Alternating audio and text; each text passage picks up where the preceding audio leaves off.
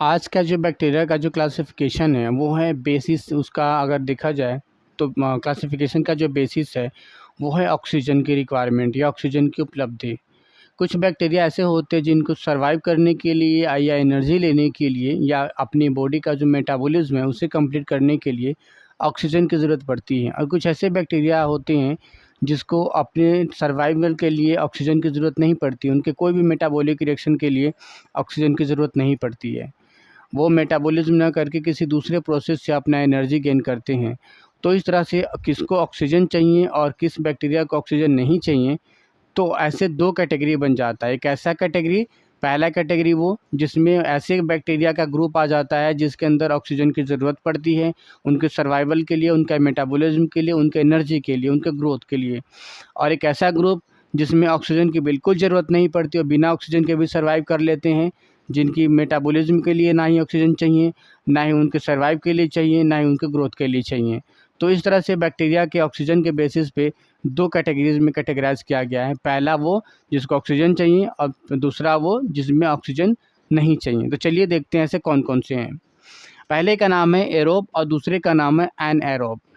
Aerobe या aerobic bacteria भी बोलते हैं। एरोबिक या एरोब का मतलब होता है जिसमें ऑक्सीजन चाहिए, यानी कि जो ऑक्सीजन का यूज़ करते हैं, यूज ऑक्सीजन फॉर किस चीज़ के लिए, या तो ग्रोथ के लिए या अपने मेटाबॉलिज्म के लिए। यानी कि अपने ग्रोथ के लिए या अपनी मेटाबॉलिज्म के लिए जिसको ऑक्सीजन की चाहिए होती है जिस बैक्टीरिया को, वो सारे बैक्टीरिया एरोबिक बैक्टीरिया या एरोब कहलाते हैं। ये अपना एनर्जी ऑक्सीडेटिव जो प्रोसेस होता है, दैट मीन्स ऑक्सीडेशन होता है, उस प्रोसेस से लेते हैं, इसलिए इनको ऑक्सीजन की ज़रूरत पड़ती है। यानी ऑक्सीडेशन प्रोसेस होने के लिए ऑक्सीजन चाहिए होती है। बिना ऑक्सीजन का ऑक्सीडेशन प्रोसेस कंप्लीट नहीं होता है, तो इसलिए इन्हें ऑक्सीजन चाहिए। तो दैट मीन्स ये एरोबिक कहलाते हैं।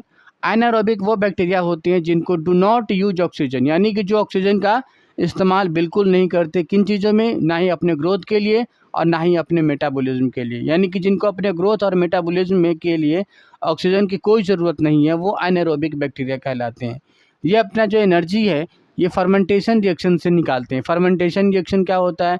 फर्मेंटेशन रिएक्शन वो रिएक्शन होता है जिसमें मॉलिक्यूल्स का ब्रेक डाउन हो जाता है, जिसमें मॉलिक्यूल टूटते हैं, सड़ते गलते हैं। उसके अंदर फर्मेंटेशन रिएक्शंस होता है जो अनएरोबिक होते हैं, इसमें ऑक्सीजन की ज़रूरत नहीं पड़ती। उसके अंदर एसिडिक नेचर का एक रिएक्शंस होता है जिसमें एसिड प्रोड्यूस होता है और फाइनली वो टूट जाता है। तो अनएरोबिक बैक्टीरिया वो होते हैं जिसमें ऑक्सीजन की कोई रिक्वायरमेंट नहीं है, और इनका जो एनर्जी निकालने का जो तरीका है वो है फर्मेंटेशन रिएक्शन। फर्मेंटेशन होता है, फर्मेंटेशन में ऑक्सीजन की ज़रूरत नहीं पड़ती, इसीलिए इनको ऑक्सीजन नहीं चाहिए, ना इनके ग्रोथ के लिए ना इनके मेटाबॉलिज्म के लिए। जब मेटाबॉलिज्म के का तरीका ही इनका फर्मेंटेशन है, एनर्जी लेने का तरीका मेटाबॉलिज्म होता है आमतौर पे हर जीव का, लेकिन अगर ये फर्मेंटेशन से ले रहे हैं तो मेटाबॉलिज्म की क्या ज़रूरत है?